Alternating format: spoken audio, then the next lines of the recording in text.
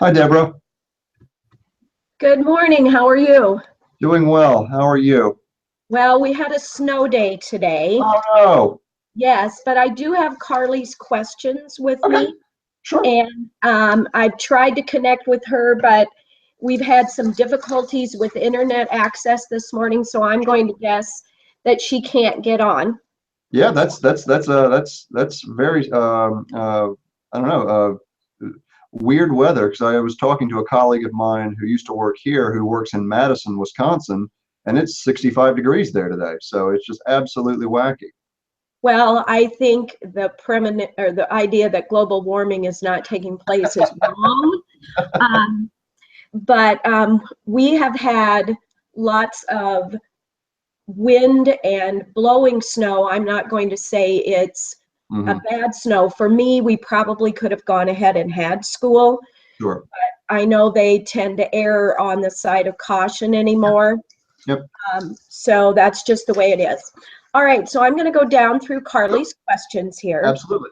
Okay, her first question is, this year's theme is taking a stand.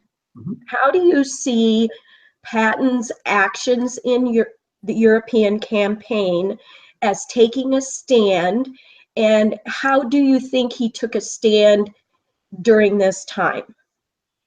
Okay. It's really Patton as a military commander and as a military tactician really took a stand for mobile warfare. That is mobile mechanized warfare. He revolutionized the use of tanks and how they were deployed previously in World War One and even in the beginning of World War Two. Tanks were infantry support. They were basically mobile pillboxes or mobile artillery that would support the infantry advance, and infantry would crouch behind and sort of just use them for cover as they advance slowly. He really revolutionized the tactics of how to use really put the emphasis on the mobility of the mechanized forces, of being able to storm off with tanks and use them to make breakthroughs and drive across just huge distances they could cover. You see that a lot with his Third Army Command after D-Day in Northern Europe and into Germany.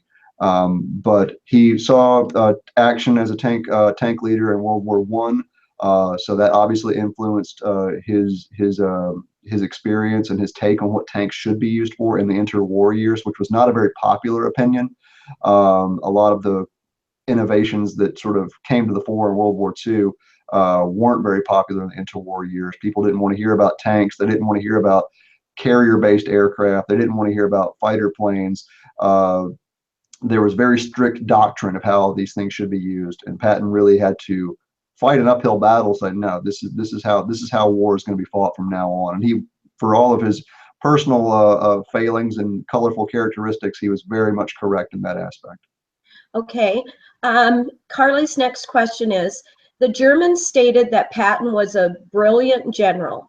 Do Mhm. you believe they feared him, or was it just a huge respect for him? Or how do you think they perceived him and the stand that he took in the European front? There's a great deal of documentation that showed he definitely had an impact even personally when German commanders knew he was on the battlefield or knew he was on the move. Hitler reported calling him, and this is a quote from him, that crazy cowboy general. Sort of he sort of fit that mold of what they thought of Americans, and he constructed that image very deliberately with his ivory-handled revolvers. He's also a scion of a great military family. His grandfather was a Confederate general who was killed in Winchester in Virginia. So very much wanting to give that air of the Southern warrior, I suppose. But yeah, Hitler said he was that crazy cowboy general. Great respect back and forth between him and Rommel, his adversary in North Africa, and even other commanders at the end of the war or towards the nearing the end of Germany's defeat referred to him as he's your best general. He's the best one you have, which it's a lot like having a great player on a sports team who can really do anything, but also is prone to outbursts and really needs to be tightly controlled because he could really do anything, and that could be great on the battlefield, but away from the battlefield, behind the lines, him being able to do anything got him into a lot of trouble. Right. Her next question is, do you think that Patton's thoughts and actions that he wanted to take against the Russian army was justified, or was that just something that he personally felt about against the Russians? He had a distaste for he was, you know, ardently anti-communist, which probably influenced more than any, you know, national or ethnic feelings. But he was a military man. He was a warrior. He was reportedly very, very unhappy in the interwar years when the VE date was declared. He begged General MacArthur, who he knew from the First World War, to please get me into the Pacific, please get me into the fight over there. So I think he was really just looking for the next conflict of the place that he could fight next, which is, you know, it's sort of a, people talk about, you know, sort of having addictions to things. He was definitely had an addiction to command. I think it's maybe personal feelings against the Russians were probably, you know, the mix of proud patriotism and, you know, ardent anti-communism. But I'm quite glad we didn't get into the scrape with him that he wanted, because I don't think that would have gone too well. Well, from what I understand, I have to agree with you. Sure. Did Patton really have an impact politically as far as politics in the United States, or was his impact just mainly on the military battlefield? Um, it's hard to say. It's considering he died close to the end of the conflict. Where you can see parallels, though, and be willing to explore a thesis like this, is with his compatriot in the Pacific, General MacArthur, who really was overstepping his authority and really speaking on matters that he should have recused himself from, and ended up getting sacked by Truman.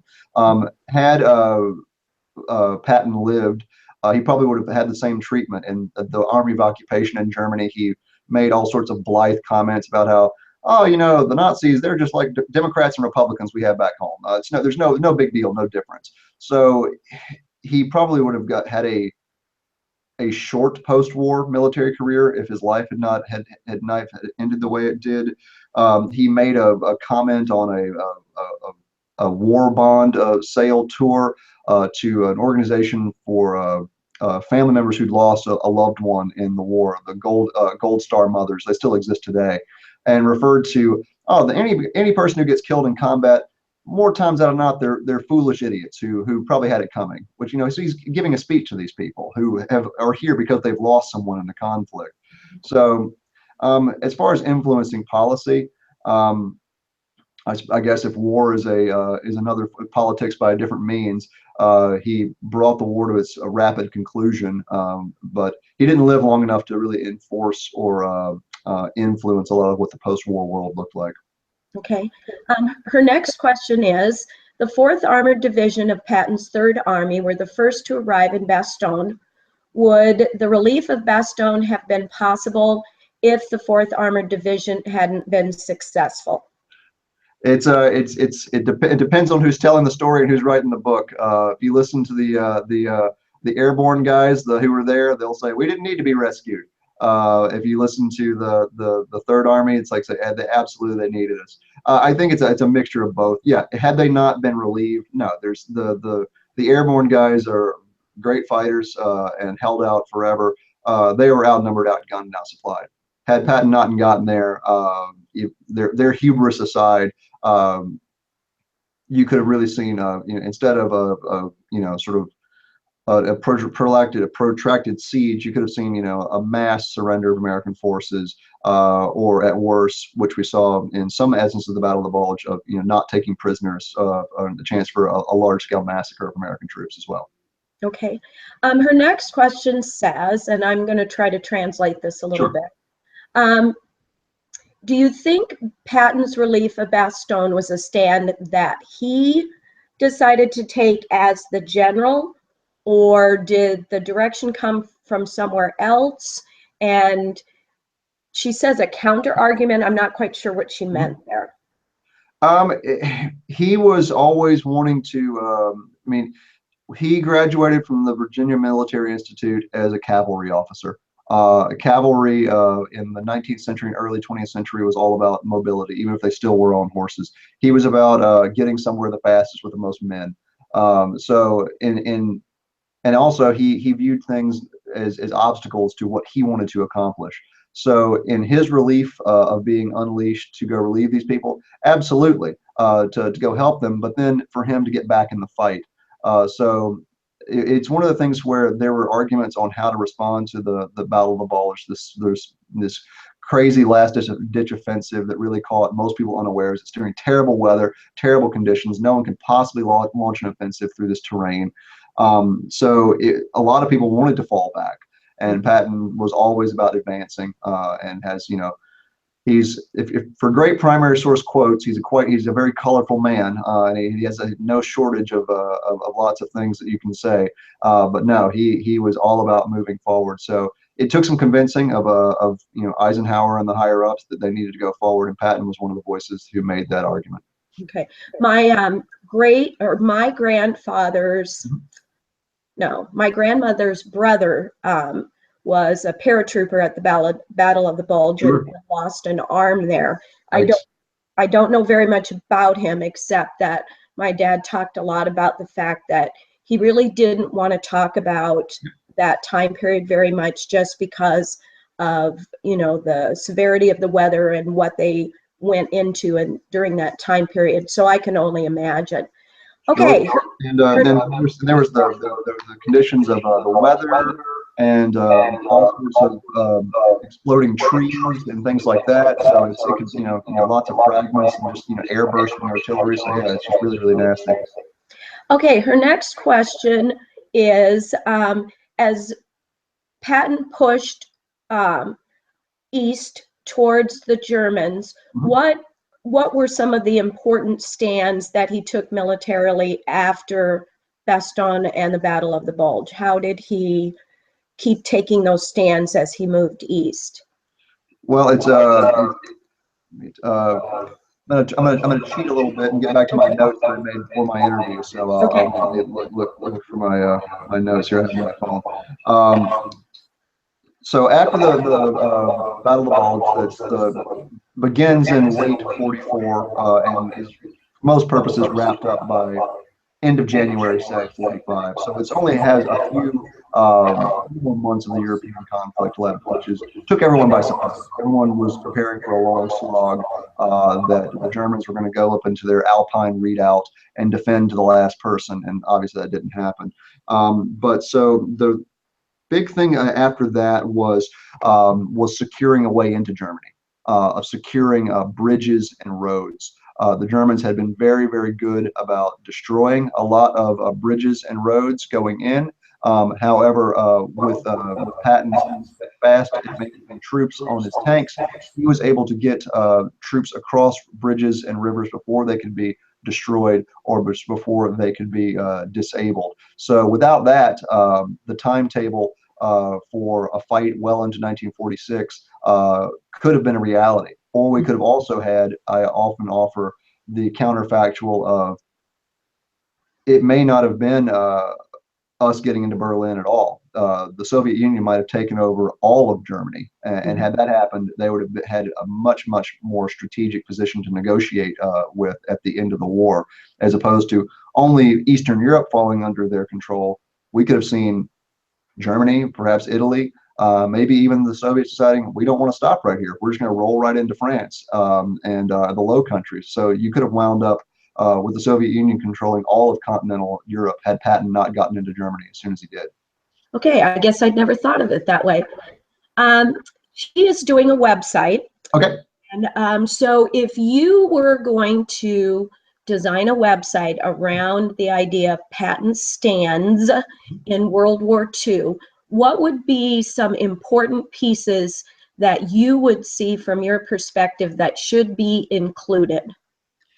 I think for maps are always great in terms of terrain and talking, and there's lots of great images of showing where these fights took place, because they are not obscure to us just because there's been so many books and movies written about them.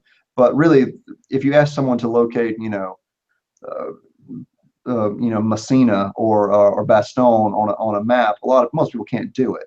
So I think having a map of the terrain, which also I think would make his achievements that much more impressive. The fact is he's leading thousands of men and hundreds of tanks that are consuming hundreds of gallons of petroleum, oil, and lubricants a day, from a beach in Normandy deep into Germany in a very, very rapid period of time. So I think something like that would be very handy.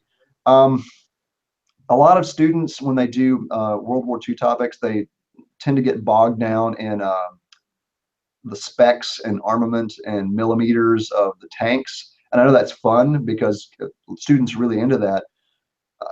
I don't really see that much helping topics. Knowing what type of tanks were used is probably sufficient. You don't need to go into the M14A Sherman tank, consumed this much gas and moved this. A lot of students do that because they think it's helping their case, Right. but I don't. There's tons of great primary source images, in Library of Congress. He was all over the cover of Life and Time magazines during the time. There's museums that are just based around him, where you can see some of his boots and things like that. So those images are out there. The maps and the grounds that he covered, I think, it definitely makes his achievements more impressive. It would be one of the things I would certainly hit on. Well, we talked a lot about the maps, and again, you're echoing my comments to my students that I said again yesterday. I don't care when they were born. I don't care when they died. I don't care how many children they had. Yeah. I want to know about the stand. Just Yes. tell me about the stand. And Carly's in 8th grade, and I know she's gotten that message, but I know for my 6th graders, they're just looking at me like, you mean I can't put a picture of the tombstone up there? No, I don't want that. Don't need that. And that's the valuable thing I think about this program. And I have a lot of the same projects and suggestions when students ask me to look at things as a state coordinator, because I'm not judging. I'm arranging the contest, so I'm basically neutral.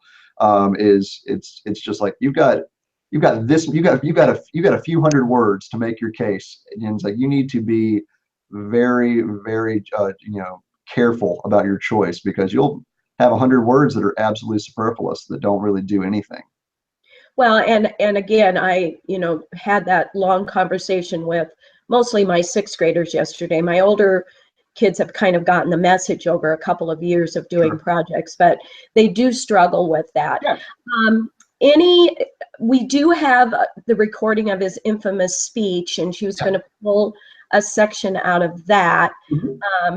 Would it be worthwhile to even take something out of the movie about him?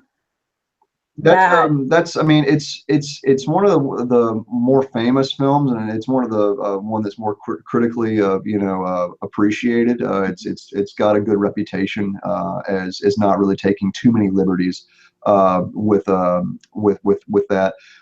Even and not to get like a page of just quotes, because they go on forever, but yeah, definitely some pull quotes out of there. But the narration I think would be good, or at least him giving the speech. But he and really looking at a lot of what he's saying, and that he was trying to convey a positive message, even though it's very, very rough, and especially showing he really did have some progressive ideas, not just on the military front. He's famous for telling the 761st Tank Battalion, which was an all-black tank unit, and basically more or less like, I don't care where you come from or what you're doing. And if you're working for me, I want the best. And if you can't deliver that, you need to get out of my unit. And of course, they excelled. But in saying that, he was really putting his, probably his personal feelings and prejudices aside, especially growing up in Virginia, the grandson of a Confederate general. He's a complicated guy. I think that's why a lot of people are attracted to him. Well, and I think that's why Carly's been attracted to him too. Mhm. Well, I'm glad we were able to make the Yeah. connection. I appreciate your time this morning. And then I'm going, as soon as this uploads to YouTube, I'll send the link to Carly and then she can work with it. Thank you so much. Absolutely, and Deb, like I said, we can. I'm more than happy to do these. So in the future, for this season or next, please think of us as a resource. It can be myself. If there's more, if you have older students doing really specific topics, I can bring in one of our curators or historians who really have the deep content knowledge about a lot of the stuff that maybe I don't have. So yeah, please keep me in the loop and keep me abreast of how I can help. Well, I appreciate it. I've done History Day for a long time now, and I always keep my list of contacts, Yep. people that we've used before, people that have been gracious enough to be interviewed. So I will add you to that list. Great. Okay, thank you. All right, Deb. Happy Mardi Gras. Yep.